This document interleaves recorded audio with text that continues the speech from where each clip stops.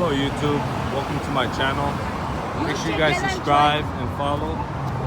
Today we see one of these scooters that you can just come up to on the street. They're parked all over United States, parts of some countries.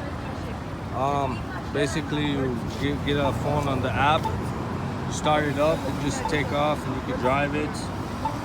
And basically it's like Uber. It's real fun, as you guys can see. These are the tires on it. It's got nice brakes, goes about 15 miles an hour. Real fun. Make sure you guys stay tuned and keep these things updated. It's pretty cool how they got these.